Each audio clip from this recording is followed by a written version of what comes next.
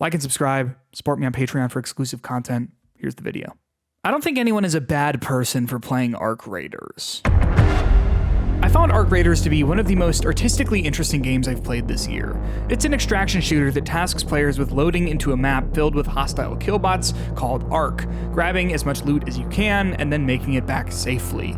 The kicker, though, is that every other player in the match has the same goal, and they can kill you if they want. Everyone has the option to fight if they so choose, but more often than not, most players want to talk things out, work as a team, instead of as adversaries. The game is the prisoner's dilemma. You can either cooperate for mutual benefit or turn on one another in hopes that you can come out on top. Ark Raiders' player base, however, has largely rejected that dilemma and said that they value kinship and teamwork over selfish gains. It's strange how a game designed for players to kill one another has turned into something that largely values kindness above all else. The anonymity of the internet emboldens people to behave in ways they might not in real life, which is why we end up seeing so much cruelty and hatred spread in online spaces. However, much of Ark Raiders' artistic appeal comes to me from its humanity, a resolute choice made by players that people and their needs are what's valuable when interacting online, even when it's easier to kill people and take their stuff. It's art. Or maybe it was. I used to think so. But knowing what I know now, I'm not so sure. There is a hole at the bottom of Ark Raiders.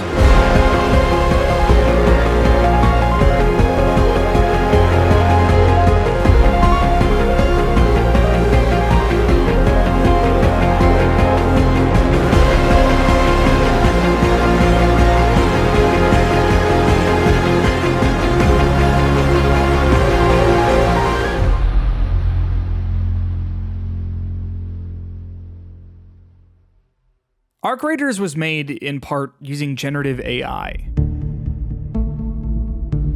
That's a statement that's difficult to unpack based on how broad a definition generative AI has. The team at Embark Studios says it hasn't used Gen AI, but then describes its process for handling the game's voice acting, and it sounds a lot like generative AI. The studio hires voice actors to lend their voices for some dialogue, and then Embark trains a voice model based on those actors to fill in anything and everything the studio wants without needing to involve the actor any further. Have you been up there again? Head out there and kill the power, pull the plug, do whatever it takes to shut it down. That trap was built to keep us safe. It's not generative in the same way that other generative AI voice tools are, since the process starts with a single actor, but to my understanding, the AI tools Embark uses to then synthesize the rest of the performance come from models that are trained on millions of other voice actors that have been stolen from in the way that all generative AI models steal from artists. Embark has made it clear that it believes this process is meant to make things easier for voice actors, since the studio doesn't want to bother them with work where there's tedious repetition. But you and I are not so foolish. We will not fall for this sort of corporate lie.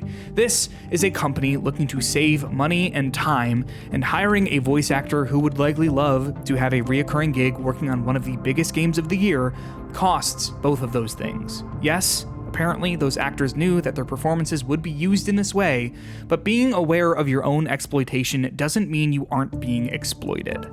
When I learned this, my feelings about Ark Raiders became complicated. I am staunchly against the use of generative AI on account of all the stealing, among other reasons, and it is my belief, based on what Embark Studios itself has said about its voice acting, that the studio has crossed a line. But does that matter if the rest of the game wasn't made using Gen AI and is largely a compelling artistic experience? After I learned about all of this, I tried to move on. I kept playing.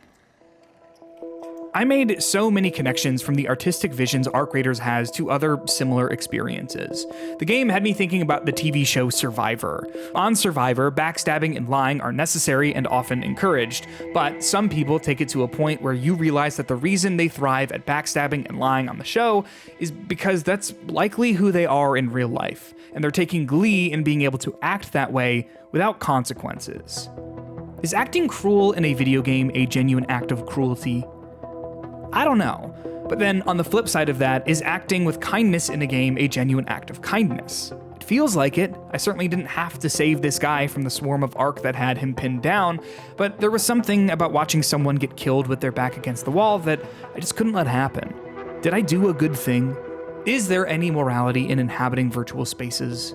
I think this is a compelling... Hey, don't shoot!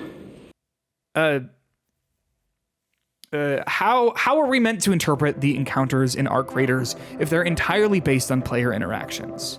Is an artist the only one who creates art, or can the act of engaging with that art be a part of the work as well? I find this question fascinating, but easily answered if we look to other works of art outside of the gaming space. Untitled, Portrait of Ross in LA, is a very famous piece of art. It is 175 pounds of candy, the weight of a man, that sits on the floor currently at the Art Institute of Chicago. Candy that onlookers are allowed to take and eat. The portrait was created by Felix Gonzalez Torres after his partner, Ross Laycock, died of complications from AIDS in the early 1990s. Gonzalez Torres died several years after, also of complications from AIDS. There is a relationship between Portrait of Ross in LA and the viewer. What does taking a small piece of candy away from a portrait of a man dying of AIDS mean? One interpretation of the work is about watching a person fade away, taken piece by a medical complex that finds joy and pleasure in taking those pieces. Candy is inherently enjoyable, and so by taking a piece, even if it's a small one, the viewer has become a part of the art. The interactions in Ark Raiders work in a similar way.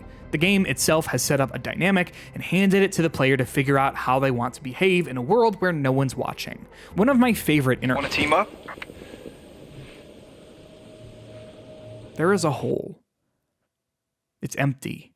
I can't unhear it. I can't unsee it. I cannot unknow it. No matter how hard I try, this game was made using AI voices that are inescapable. They are baked into the experience and they get louder and louder each time I try to ignore them. Don't shoot! Hey, team up! I owe you! Don't shoot! Hey, Raider!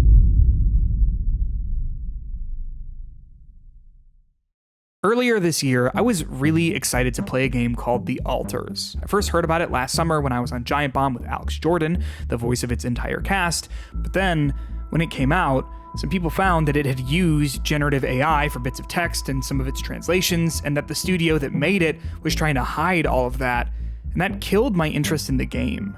Gen AI is theft, full stop. Taking copyrighted work without a creator's permission is 100% a part of the business model for all Gen AI tools, which means that in order to make The Alters, the studio behind it stole someone else's work and didn't care enough about what it was doing to actually make something. That last bit feels like a crazy thing to say, right? What do you mean they didn't care about actually making something? They made a whole game, people argue. But now that I know that there was at least a small part of the game that went so neglected that the studio didn't even want to do the work, it all starts to unravel. There's a great review of The Alters on Qualbert.com by Robayo that says, "When I engage with something that I know used generative AI in its creation, it makes me approach it in a state of tense hypervigilance, constantly examining the text and art to uncover where AI may have slipped in. Being told a video game was made with only 0.3% LLM use is like being handed a glass of water that only has a single drop of urine in it. No matter how diluted it is, and how much you assure me the glass is mostly fresh water, I won't feel comfortable drinking it, let alone trust you on the actual piss-to-water ratio." She goes on to say, approaching work with predetermined skepticism is exhausting for a reviewer, and unfair to the human work that clearly has been poured into the game. Ultimately, I think we as players, audiences, consumers, whatever category you want to cast over people who play video games, deserve better. If the creators of a story-driven game don't care about the fictional world they're building, why on earth would an audience? I play Ark Raiders, a game about the tension of human interaction. I interpret each encounter with other players as a living analogy, making a bid for connection, a game where I have felt a warmth coming out of the internet after years of feeling like all online interactions are hostile at their core, only to learn that the people who made the game don't believe in people enough to tell the difference. The hole gets bigger. I do not want to normalize the use of Gen AI in game making. So, what am I to do? What are we to do if we value works of art made by people, about people, for people? Jung-Hun Lee, CEO of Nexon, Embark Studios' parent company, thinks we all need to grow up and accept it. I'm paraphrasing. He said, "I think it's important to assume that every game company is now using AI." This statement runs counter to a lot of the defense I've seen from people defending Embark's use of Gen AI, saying that I just don't understand how text-to-speech works and that Embark would never use Gen AI. It's maddening to watch the studio struggle to get its own story straight in interviews, saying it doesn't use Gen AI in any form, only to look over at other interviews where devs talk about the AI it does use for various aspects of the game while denying other uses, and then a different interview says something else entirely. The studio uses machine learning for some of its animations, which is not generative AI, and then tries to pretend like this voice acting thing is all some big misunderstanding. We are smarter than this. Easily explainable misunderstandings are easily explainable. You do not give 8 different answers about the existence of Gen AI in your game if you are not lying in some form. You and I are smart enough to see this for what it is, a scramble in an attempt to obfuscate the truth. This is a company that is lying and thinks it can get away with it because it thinks we are not smart enough to see that the lying is happening, because above all else, it wants to sell us a video game. Lee's statement about all studios using AI is patently untrue. There are plenty of studios, mostly independent, that insist they don't use Gen AI. But I do believe that most major studios are using it in some form or another, whether they disclose it or not. Studio executives are always looking for ways to cut costs, and for whatever reason, so many of them believe that making something shitty, broken, and fast is an acceptable trade-off for taking the time to make something intentional and important. Pull the plug, do whatever it takes to shut it down. This week alone, there were multiple stories about studios either apologizing for Gen AI assets making it into release games, or proudly announcing that they were using AI for their assets. Games published by Ubisoft, Microsoft, and Sony can't seem to find the cash to pay people to make loading screen art. Square Enix, creators of Final Fantasy, among many other things, said last week that it imagines 70% of its QA testing will be done using Gen AI by the end of 2027. Sounds like the sort of thing you say before your next batch of layoffs. I do not bring these things up to just wave my hands in the air and say, well, there's nothing I can do, I guess. I just won't do anything. I guess I'll just keep playing all of these games and learn to compromise.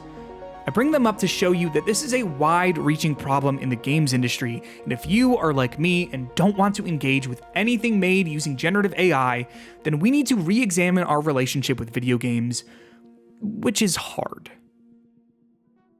I'm an artist. I'm a writer. I'm a musician.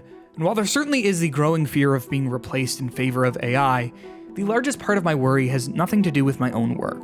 I'm not worried about being replaced. I'm worried about the lowering of standards, of creating a culture that is fundamentally unable to understand the difference in quality between something that is handmade and something that is mass-produced without feeling or care. I have seen the lowering of those standards in the people around me in my life. And I imagine we will see the lowering of those standards in the comments of this very video. What's the harm? What is the consequence of Ark Raiders using generative AI voice acting? Nothing. You're exactly right. There is no consequence with this right now. It's a small hole.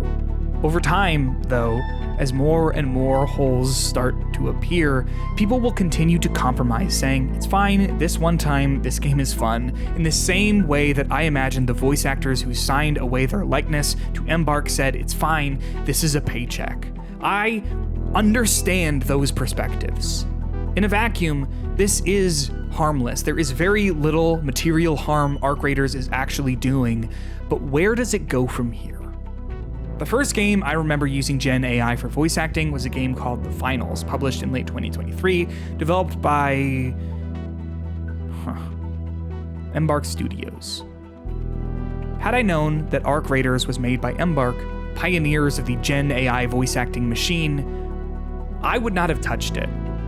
I don't trust the glass of water they're handing me, but I didn't know when I started Ark Raiders. I know now. I tend to think that the use of Gen AI disqualifies a work from being art. Art is about human connection and expression. The most palpable pieces reach across the arbitrary lines we've drawn that separate all of us and tie us together. It's made at the hands of a person who wanted to say, something, and Gen AI just steals it. I wouldn't listen to AI-generated music. It doesn't speak to me. It doesn't speak at all. It's hollow and derivative and steals from artists that are the ones actually doing the talking. So, how can I play a game, a work of art, if it is doing the exact same thing? An easy argument is that the voice acting is such a small part of Ark Raiders. It's entirely secondary to what the mechanics of the game are about, and the most memorable moments of interaction in Ark Raiders have come from me with other players who have their mics on. Jesus, thanks, man. Yeah. Start that shit. Let's get out of here. Come on. Are you trying to go for that Sentinel score? Yeah. Do you want it? Alright, I'll help. You know what? You were here first. I'll help you take it, though. GG. Thank you, guys. Good luck out there, alright? Definitely. Yeah, feel free to take whatever you want. Well, I'm not gonna knock you out. That's not gonna happen. Hey, I appreciate it. Thanks for being with me at the end, brother. A bit of AI-generated content can't take away from an encounter that it fully isn't present for, right? This is the problem I've been running into. There are so many aspects of Ark Raiders that I like that have nothing to do with the Gen AI content. The world design is incredibly strong, the game's balance lends itself to incredible moments of stressful firefights that rank among some of my favorite gaming memories of the year, and maybe even some of the best multiplayer experiences I've ever had. But as soon as I start reflecting on those moments, I start to feel a little foolish. I look around, and water has filled the boat. There's a hole at the bottom. Embark Studios thinks so little of me and you and our time that it would sneak plagiarized work into the game. It makes me feel dumb, frankly. Like those moments were a lie, like Embark doesn't want me to think about its work, to engage with it in any way more meaningful than recording a clip of gameplay to watch later, only to forget about it as it sits unwatched on my PS5's hard drive. Those moments were real. They happened and felt good at the time, but Embark's use of Gen AI has tainted them for me, made me associate moments of joy and laughter with the cold corporate hands of a company cutting corners to maximize profits. The moments didn't change inherently, but their context did, and now I can't look at them in the same way. It's like remembering a fond childhood memory, only to discover that the reason you were playing outside in the summer was because your parent was getting day drunk in the house and didn't want you around. I've gone back and watched those clips that I saved on my hard drive, but I view them with bitterness for a company trying to pull one over on the people who support it. I don't think anyone is a bad person for playing Ark Raiders, but you have to know what its development is attempting to normalize and how that takes away from the art form, the people it hurts through theft, the replacement of jobs, and that it is a fractured, incoherent piece of art that says one thing through its mechanics and emergent narratives, but stands for something entirely opposite with its production. There is a hole in the bottom of Ark Raiders. It's small, there's only a little bit of water inside. However, how much water are we willing to accept inside a boat? If we accept a boat with a hole in the bottom of its hull, how long until we're sold a boat with a bigger hole? How long until the boat makers don't care if we are wet or if the boats float at all as long as we buy them? How long until it becomes impossible to patch the hole? It feels like we are at a crossroads. If I had to guess, the use of Gen AI in game development is going to ramp up for a few years as executives keep pretending like it's a cure-all for their financial problems. However, the bubble is going to burst. EA is pushing all of its employees to use generative AI in their work, but given the inherent issues with leaning heavily on AI as a replacement for its employees, it's causing a lot of problems. This is not a solution for hiring programmers or for keeping costs down or for creating art, as if such things need a solution. I do not know what to do about the excitement that executives in the games industry have for Gen AI. I am one person. I cannot solve this problem on a global scale, but I can solve this problem for me today. Ark Raiders has a hole in it and is being sold by people who, as soon as they're able, will be looking to sell games with bigger holes in them. What these companies do not seem to comprehend, however, is that when a hole gets big enough, people can see through what you're selling. I am done with Ark Raiders. I'm leaving the whole behind.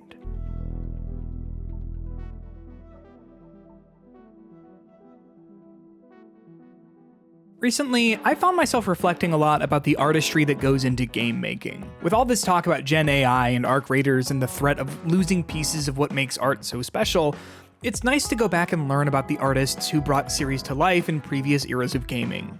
Masterful Mimicry by KingK is a video series that's such a good look into how artists from all across the spectrum inspired game makers to create classic titles. The first episode of Masterful Mimicry is all about Okami and delves into the artistic influences of the game and how they intersect with gaming as a medium. The only place you can watch Masterful Mimicry is on Nebula, the sponsor of this video. Nebula is a streaming service that features inspired exclusive content from the likes of Jacob Geller, Rasputin, Game Maker's Toolkit, and me. I already have one exclusive video on Nebula, but by the time you're watching this, my next exclusive video about Hollow Knight Silksong might already be up. Using my link in the description of this video, you can save 40% off a subscription to Nebula, which, given the overwhelming amount of content on there, I think is a really great deal. With my link, you can grab a Nebula subscription for just $36 per year or $300 for a lifetime subscription, down from the $500 base price. Imagine getting access to an endless stream of incredible content from now until the heat death of the universe for 40% off. Feels like Nebula is kind of giving that one away, honestly. If you're still on the fence about a subscription, starting this month, Nebula offers free 3-day trials, so you don't have much to lose if you want to get a head start on watching incredible ad-free content from Big Joel and Lindsay Ellis, or the great Nebula original content like Scav, Amy's Dead End Dreamhouse, or my personal favorite, Abolish Everything. With the holidays coming up, it's always good to have a fun and breezy show in your back pocket to pull out and watch with friends and family if there's ever a lull. And Abolish Everything, a show about comedians pitching things they think should be abolished, is going to be that show for me this year. Plus, if people like it, a Nebula gift card is an incredible holiday gift, so they can watch the rest of the series and check out everything else. So again, use the link in my description for 40% off a Nebula subscription to support me and check out the exclusive content that I and so many other great creators have on the service. Thanks for watching. Like and subscribe. I've got your back.